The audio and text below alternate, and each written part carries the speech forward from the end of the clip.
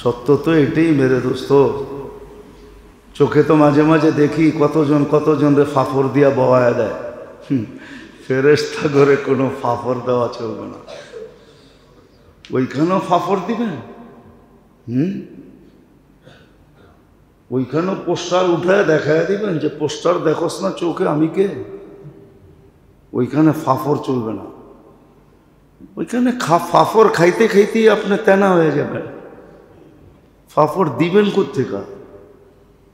দুনিয়ায় ফাফর চলে, ওইখানে ফাফর চলবে না। সুস্পষ্ট বোঝেন। বিদায় বিবেকের পর্দা খোলেন। আজকের থেকেও রাখা যাইত, পুরা মাস রাখা যাবে। আল্লাহ সুযোগ দিছে, পুরা শাওয়াল মাস রাখা যাবে।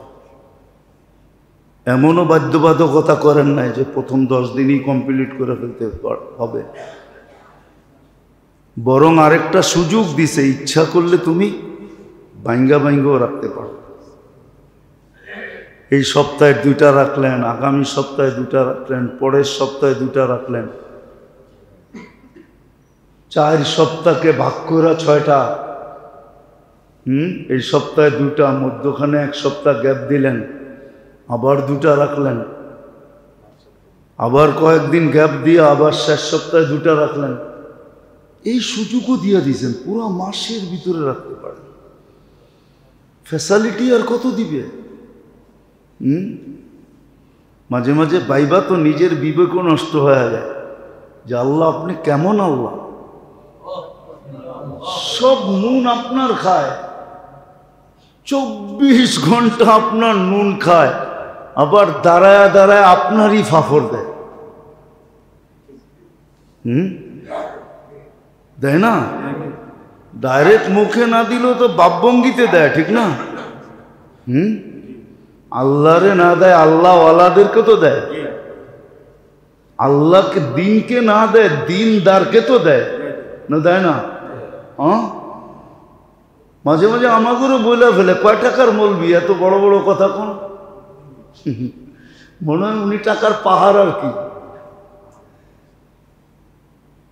বলে ফেলে মুখের উপরে, সামনে না বললে পিছে বলে, এত লম্বা লম্বা কথা বলে, কয় টাকার মৌলবি বলে ফেলে। আমাদের কানে কথা আসে না, ইথার বোঝেন? আমাদের কথা একজনটা আরেকজনের কাছে যায় কি করে জানেন? ইথারের মাধ্যমে যায়। যদি ইথার না থাকতো তাহলে আপনি সারাদিন চিল্লাইলো আপনার পাশের লোক শুনতো না। জিজ্ঞেস করেন আপনাকে বিজ্ঞান রে। মাঝে মাঝে দেখি এরকম বলে, কয় টাকার মূল্য, অথচ কয়েকদিন আগে যে ও কয় টাকার ছিল এটাও ভাবে না যে আমি কয় টাকার ছিলাম। এখন তো আমার একটা ছবি পোস্টারে আসতেছে, আমি একটু বাবালা হইছি, কিন্তু ওজের আগে কি ছিল এটা চিন্তা করে না, ডাইরেক্ট মলবিরে বলতেছে কয় টাকার মলবি, এত বড় বড় কথা কয়। তো আজকে ফাফর আল্লাহকে দিতে পারি, কিন্তু কালকে দেওয়া চলবে না। পায়ে হাত রাখি, বোঝেন? সময় থাকতে চলে নেই, নাইলে কবিতাটা ভুলা গেছি, নাইলে শুনায়া দিতাম। বাংলার কবির লেখাই যে গনিয়ে আসতেছে সন্ধ্যা, একটা কবিতা আছে, ছোটবেলা পড়ছিলাম। ছোটবেলার কবিতা তো এখন আর বইতেও পাওয়া যায় না। রাখাল রে বলছিল, রাখাল রে, রাখাল কবিতার ভিতরেই আছে যে গরু সরু সব তাড়াতাড়ি গুটাও, সন্ধ্যা গনিয়ে আসতেছে। কবিতার ছন্দটা ভুলা গেছে, কিন্তু নামটা মনে আছে আর কি। রাখাল কবিতার ভিতরে আছে, রাখাল যায় না চড়ে গরু চড়াইতে, কয় সন্ধ্যা ঘনিয়ে আসতেছে, তাড়াতাড়ি গুটাও, আপনার আমার জীবনের সন্দেহ ঘনায় আসতেছে। এই জন্য গুটায় নেন, আসেন, আল্লাহ করুক, আমরা সবাই বুঝি আর 6 রোজাকে ওইভাবে উদযাপন করি যেইভাবে করা দরকার। ছোট একটা কথা, হাদিসে যদিও লেখা আছে, কিয়ামতের দিন এক ব্যক্তিকে আল্লাহ বলবে, যে আমি তো তোমার কাছে খাইতে চেয়েছিলাম, তুমি আমাকে খাওয়াইলা না কেন? তো বন্দা আকাশ থেকে পড়বে, বলবে আল্লাহ আপনি কবে খাইতে চেয়েলেন? আপনি চাইতেন আর আমি দিতাম না, এটা হয়তো হয় কি করে? আল্লাহ পুরো চিত্র তুলে ধরবে, বলবে ভিক্ষুক তো তোমার দুয়ারে যে চাইছিল, তুমি তো গার ধাক্কা দিয়ে বাহির করে দিছ।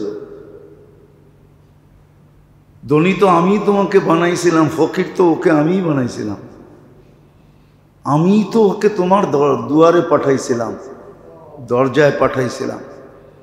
তুমি যদি ওকে খাওয়াইতে তো আমাকে খাওয়ানো হতো। আজকে এই যে দেখো জান্নাত, তাহলে আমিও তোমাকে এখানে খাইতে দিতাম। হ্যাঁ, এরকম আরেকটা আছে, আমি তোমার কাছে কাপড় চেয়েছিলাম, তুমি তো কাপড় দাও নাই। তো বন্দা ঠিক এরকমই বলবে। এই জন্য যদিও কাহিনী, কিন্তু সত্য বিদায় বলতেছি আর কি। কোনো আল্লাহওয়ালা মারা যেতেছিলেন, তো বলতেছিলেন ইয়া লাইতাহু কানা কামেলা, হায় যদি পরিপূর্ণ হইতো, হায় যদি নতুন হইতো, হায় যদি বহুত দূর হইতো। তো সন্তানরা স্বপ্নে দেখার পরে বলছে আব্বা কি বললেন এগুলা, বুঝলাম তো না। মরার সময় যদি পুরা হইতো, যদি নতুন হইতো, যদি দূর হইতো। কাজে বেটা মৃত্যুর কয়েকদিন আগে আমার কাছে ভিক্ষুক আসছিল, ঘরে একটাই রুটি ছিল, চাওয়ার পরে অর্ধেক দিয়া দিছি, আর অর্ধেক তোদের জন্য রেখা দিছি, যে অর্ধেকই একটু ছিঁড়া ছিঁড়া পানি খায়া নিবে। ঘুমেরতে উঠা ডাইরেক্ট পানি পান করতে গেলে অনেক সময় খারাপও লাগে, ঠিক না? কি কিন্তু একটা বিস্কুট চাবায়া পান করলে আর ওই খারাপটা লাগে না। তো বলছে তারপরে আমার কাছে একটা কাপড় চাইছে, বলে নতুন একটা ছিল, পুরান একটা ছিল। পুরানটা নতুনটা রেখা দিছি, পুরানটা দিয়া দিছি। বলে ছিল ভিক্ষুক অন্ধ, তো বলছে একটু রাস্তা দেখায় দাও, বলে একটু আগে বাড়ায় দিছি। বলে তিনটার সোয়াব যখন আল্লাহ মৃত্যু লগ্নে দেখাইছেন, তখন চিৎকার দিয়া বলছে হায় অর্ধেক রুটিতে এরকম, পুরাটা দিলে কতটুকু হইতো? পুরান কাপড়ে এত সোয়াব, নতুন দিলে কত হইতো? একটু রাস্তা দেখাইছি, এত সোয়াব, বাড়িতে আগায় দিয়ে আসলে কেমন হইতো? তো সত্য এটাই। এই সুযোগগুলো কি আল্লাহ সামনে নিয়ে আসবে? মরার পরে এই সুযোগগুলো সামনে আসবে।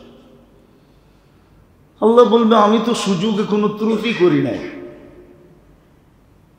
কিন্তু তুমি সুযোগগুলো গ্রহণ করলে না কেন? তখন কিন্তু আমারও মনে উঠবে যে আমার বিবেক বাধা ছিল, আমার বুদ্ধি বাধা ছিল, আমার বিদ্যা বাধা ছিল, আমার সোসাইটি সমাজ বাধা ছিল, আমার পরিবেশ বাধা ছিল, আমার বন্ধু বান্ধব বাধা ছিল, আমার সাইঙ্গ পাইঙ্গ বাধা ছিল। এই জন্য কোরআনে সুস্পষ্ট আছে, দুর্বলরা সবলদেরকে বলবে দুর্বলরা,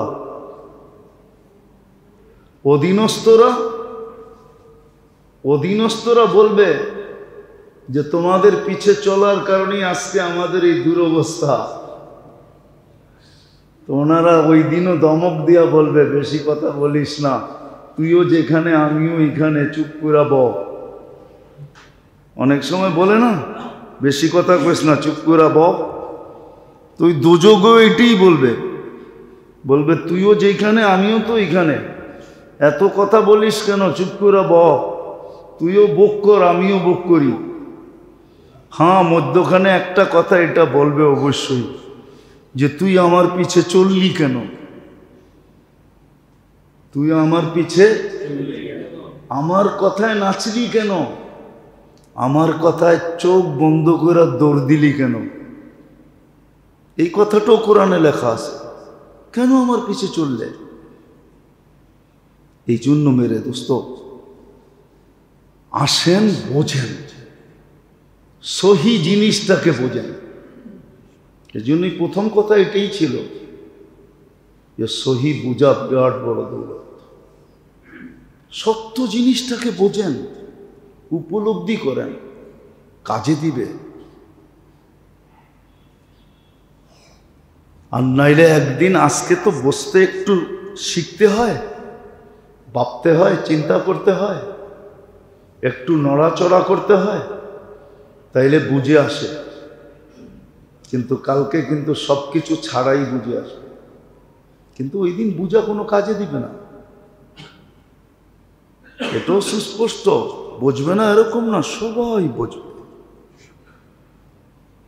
বুঝবে কিন্তু কোনো কাজে দিবে না। এই জন্য সহি বোঝেন, সঠিক বোঝেন, শুধু কেন কেন করেন না। 6 রোজা এই জন্যই আল্লাহ দিয়েছেন। পারলে খুব ভালো,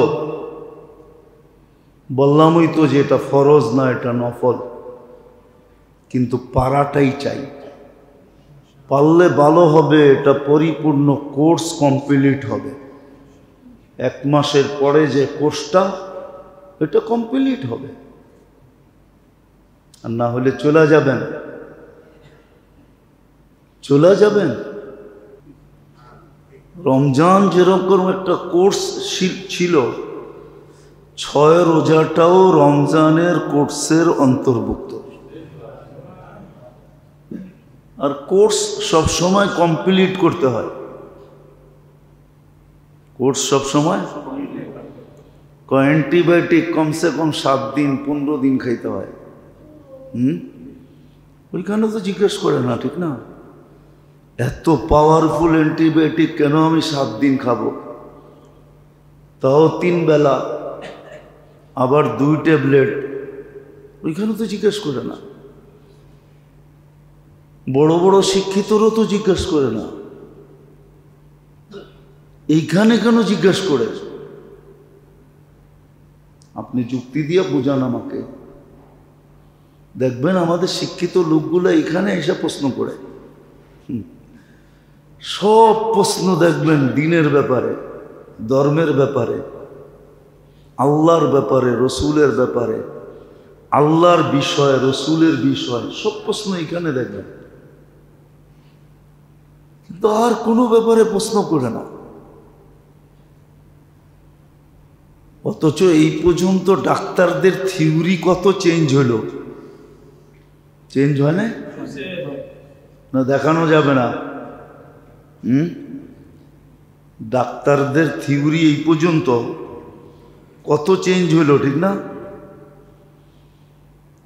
তাজা তাজা দেখাইতেছি, তাজা তাজা। আগে বলতো ডিমের হলুদটা খাওয়া যাবে না,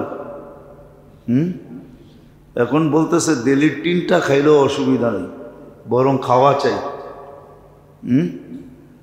আগে কি বলতো?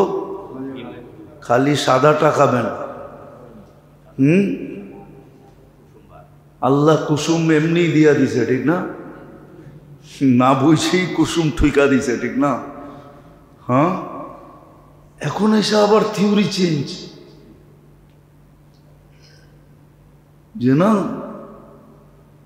কুসুম খাইতে হবে,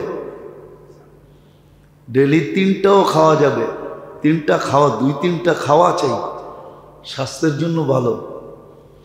এরকম কত থিওরি চেঞ্জ হলো, কিন্তু আল্লাহ রসুলের কোন থিওরি আজ পর্যন্ত চেঞ্জ হলো? চেঞ্জ হয়েছে নাকি? কোনো জিনিসই তো চেঞ্জ হয় না। যদিও যদিও জলবায়ু চেঞ্জ হয়ে গেছে, কিন্তু আমাকে ঋতু তো চেঞ্জ হয় না। চেঞ্জ হয়েছে নাকি? কি না বসন্তের নাম কাইটা দিয়ে ওইখানে আরেকটা বসায়া দিছেন, না হেমন্তের নাম কাইটা দিয়ে ওইখানে আরেকটা বসায়া দিছেন, না বর্ষার নাম কাইটা দিয়ে আরেকটা বসায়া দিছেন, বা শীতের নাম কাইটা দিয়ে আরেকটা বসায়া দিছেন, বা আগে পিছে কইরা দিছেন। আগে শীত পৌষ মাঘে আসতো, চলো এই বছর থেকে শীত বৈশাখ জ্যৈষ্ঠতে আসবে। এটা তো করি নাই। হ্যাঁ, এটা বলি, আগে পৌষ মাঘে শীত ছিল,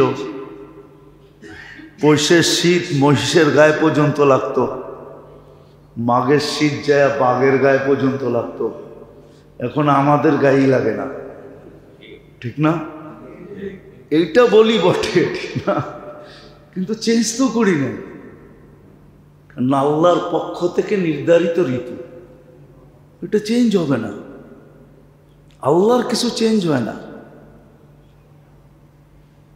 এই জন্য ভালো মতে বোঝেন যে 6 রোজা কেন কেন আল্লাহ দিছেন, কেন করা দরকার। যদিও নফল, কিন্তু ফরজের পরিপূরক হিসাবে। ফরজের ওইখানে যে 10 মাস হয়েছে, 2 মাসের গ্যাপ রয়ে গেছে, ওই গ্যাপটাকে পুরা করার জন্য আল্লাহ 6 রোজা দিছেন। যদিও নফল, কিন্তু হিসাবের সময় যায় এটা উঠবে ফরজের পাশে, ঠিক না? বসবে কোথায়? ফরজের পাশে যেয়ে বসবে। ফরজের ওইখানে পরিপূরকের কাজ করবে, পরিপূরকের কাজ করবে। আর এটা হলো বাৎসরিক পরিপূর্ণ কোর্স। এটা যদি না করা হলো তাহলে কোর্স অসম্পূর্ণ রইল, আর এটা যখন করা হবে তো কোর্স পুরো হবে। ডাক্তারি কোর্সের ব্যাপারে যেরকম প্রশ্ন করি না, তাহলে এটার ব্যাপারে কেন প্রশ্ন করি? মানুষ তো রমজানের ব্যাপারেও প্রশ্ন করে বসে থাকে যে আল্লাহ আমাদেরকে ক্ষুধার্ত রাইকা লাভটা কি? আর আমরা ক্ষুধার্ত থাকবই বা কেন? আল্লাহ তো আমাদেরকে কোনো অভাব দেন না। না খায়া তো ও থাকবে যার ঘরে কিছু নাই, ঠিক না? ওটা তো ফরজের সময় বলে। 6 রোজার ব্যাপারে যে বলবে না, কিন্তু ও তো ভাবে না যে রোজার ভিতরে কি রাখা আছে। রোজার ভিতরে কি রাখা আছে শারীরিকভাবে এটা তো কোনোদিন ভাবে নাই। হ্যাঁ, এখন ভাবতে শুরু করছে। এখন মানুষ ভাবতে শুরু করছে, ভাবতে। এখন কিন্তু সেন্টারও খোলা হইতেছে, আপনাদের নলেজও হয়তো নাই, কিন্তু এই সেন্টার খোলা হয়ে গেছে এবং খোলা হইতেছে। হতে পারে আমাদের মহল্লায়ও খুলে যেতে পারে, মহল্লায় খুলুক আর না খুলুক এলাকায়ও খুলে যেতে পারে। হইতে পারে আমাদের এলাকায়ও খুলে যেতে পারে। না খায়া থাকার সেন্টার খোলা হইতেছে, যে তুমি না খায়া থাকলে সুস্থ হবে, না খায়া থাকলে ওই সেন্টার খোলা হইতেছে। যদিও ঘোষণা দিয়া নাই, ঘোষণা দিয়া খুব কম, খোলা হয়ে গেছে। আমাদের কাছে নলেজ আছে এটা। কিন্তু হাসপাতালে গেলে দেখা যায় অনেক রোগীকে না খায়া রাখে, কয় তোমার চিকিৎসাই হইল না খায়া থাকো। সপ্তাহ 2 সপ্তাহ 3 সপ্তাহ না খাওয়ায় রাখে, শুধু স্যালাইন দিয়া রাখে। তোমার সুস্থতা এটার ভিতরে, না খায়া থাকার ভিতরে। এটা তো সচরাচর হাসপাতালে চলতেছে, যে না খাওয়া রাখতেছে আর বলতেছে না খায়া থাকার ভিতরেই তোমার সুস্থতা। কিন্তু আল্লাহ যদি না খাওয়ায় রাখতে চায়, ওইখানেই প্রশ্ন উঠায়। আপনার বিশ্বাস হয় না? হাসপাতালে যে না খাওয়ায় রাখে, শুধু স্যালাইনের উপরে রাখে, বিশ্বাস হয় না?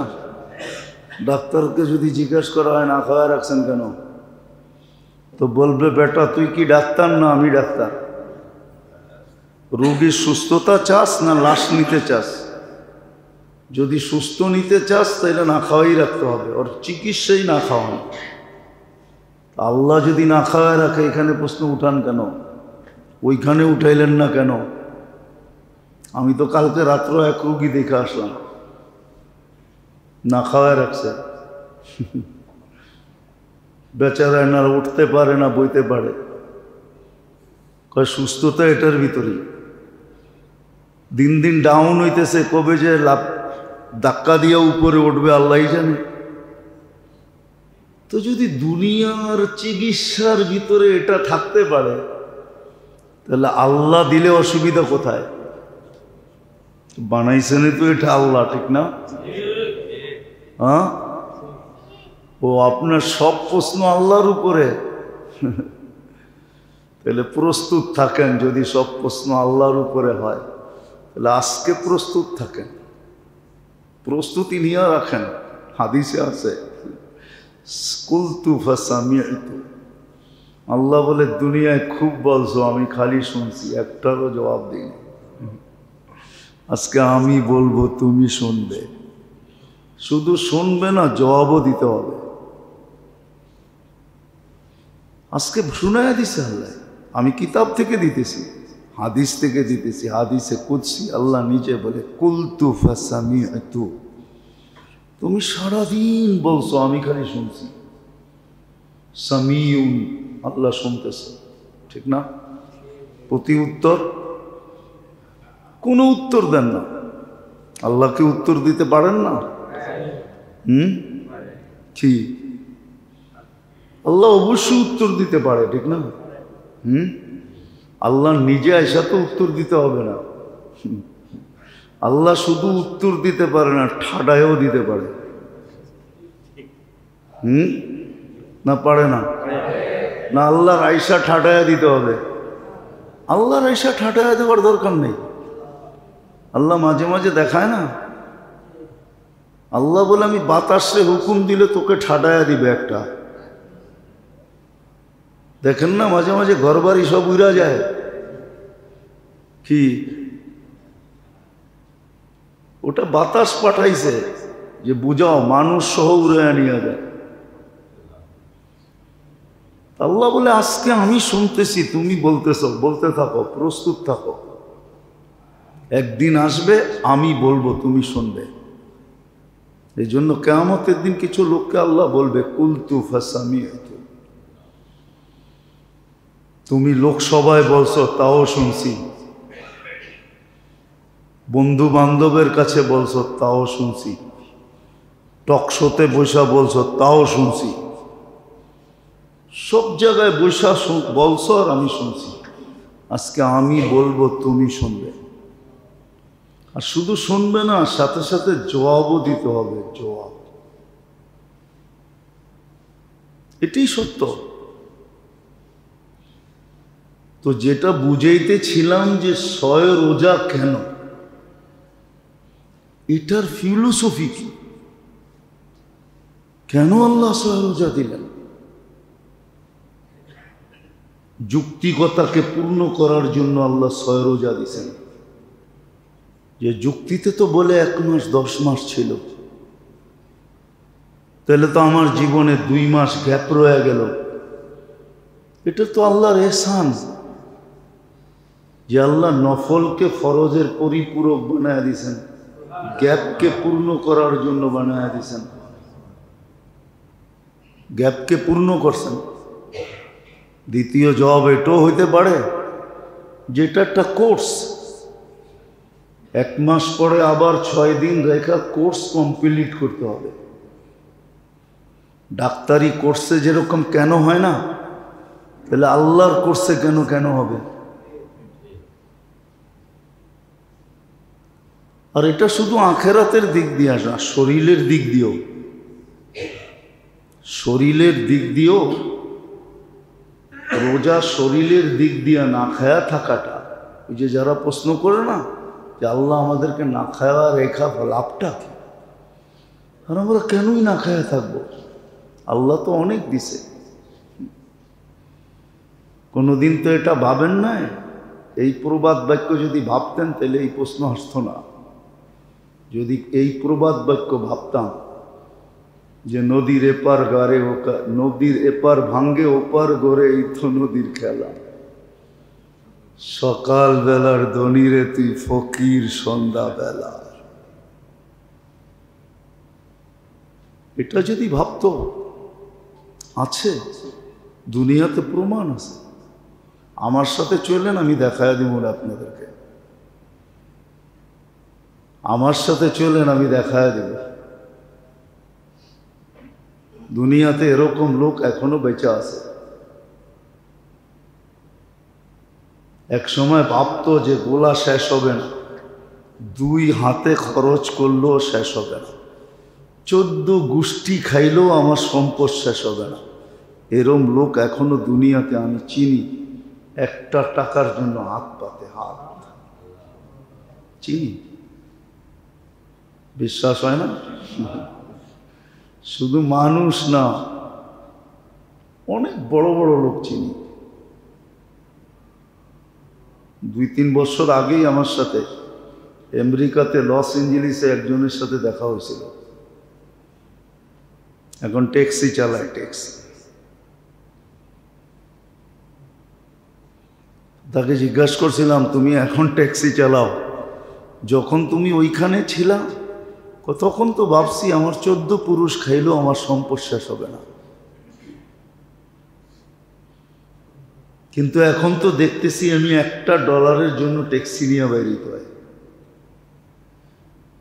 আল্লাহ মাঝে মাঝে করে এরকম মানুষের সামনে দৃষ্টান্ত বা প্রমাণ তুলে ধরার জন্য, বিবেকের পর্দাকে ঠিক রাখার জন্য, খোলা ধরার জন্য, বিবেকের পর্দাকে খোলার জন্য আল্লাহ মাঝে মাঝে দেখান এরকম। আল্লাহ দেখান, আল্লাহ দেখান মাঝে মাঝে এরকম। যা হোক, যেটা বুঝাইতেছিলাম ওটার জন্য বলতেছি যে 6 রোজা আল্লাহ কেন দিলেন, এটা রাখা কেন জরুরি। এটা একটা আমাদের জন্য একটা কোর্স,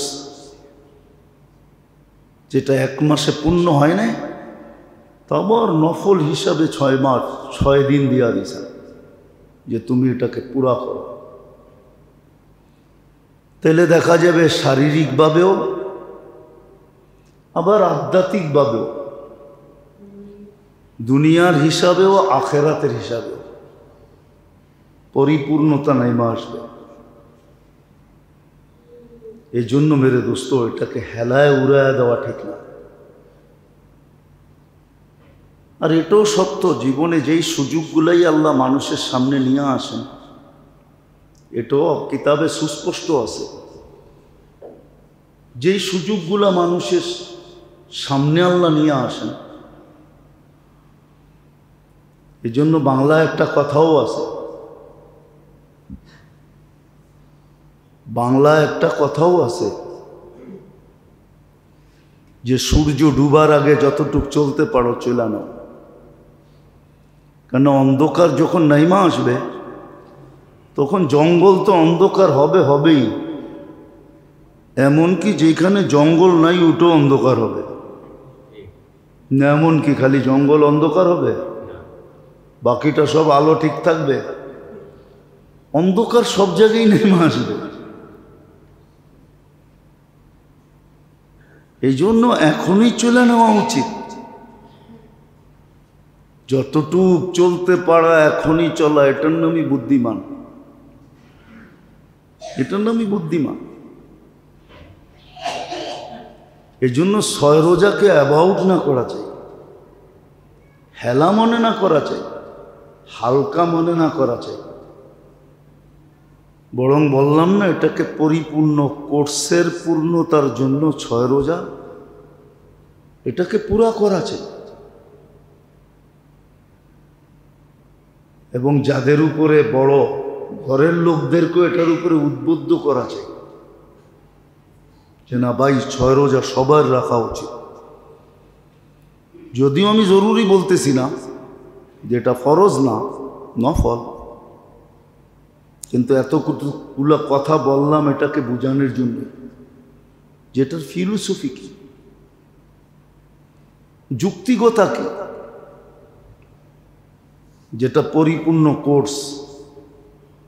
সর্বশেষ এটা আল্লাহর একটা দয়া। আল্লাহ আমাদের উপরে দয়া করছেন। দয়া যদি না করতেন, আল্লাহ দয়া নাও করতে পারতেন, কিন্তু হ্যাঁ আল্লাহর মেহেরবানি এটা যে আল্লাহ আমাদের উপরে দয়া করছেন। আর সত্য এটাই, এই দয়াগুলাই একদিন আমার সামনে উপস্থাপন করা হবে যে আমাদের দয়া তো কোনো কমই ছিল না, আমার পক্ষ থেকে তো কোনো ত্রুটি ছিল না। আল্লাহ এটাও প্রমাণ করবে। যেমন আমরা বলি না যে আমি তো চেষ্টায় কোনো ত্রুটি করি নাই, আমরা সচরাচর বলি যে আমি তো চেষ্টায় কোনো ত্রুটি করি নাই। আল্লাহ বলবে কিন্তু আমি তো দয়ায় কোনো ত্রুটি করি নাই। কিন্তু তুমি দয়াগুলাকে কাজে লাগাইলে কতটুকু, কেন লাগাও নাই? তুমি সাধারণ মনে করে উড়াইয়া দিছ। আমাদের ভিতরও প্রচলন আছে, একটু আগেই বললাম যে আমি তো চেষ্টায় কোনো ত্রুটি করি নাই, আমি তো চাইতে কোনো ত্রুটি করি নাই। আমরাও মাঝে মাঝে এটা বলে থাকি, কিন্তু হয় নাই, কি করব? আল্লাহও বলবে আমি তো দয়ায় কোনো ত্রুটি করি নাই, আমি তো তোমার উপরে দয়া করছি, আমার অনুগ্রহ ছিল, দয়া ছিল, কৃপা ছিল, আমার রহমত ছিল, কিন্তু তুমি এগুলাকে কেন কাজে লাগাও না? আল্লাহ আমাদেরকে আমল করার তৌফিক দান করেন। ওয়া মা আলাইনা ইল্লাল বালাগ।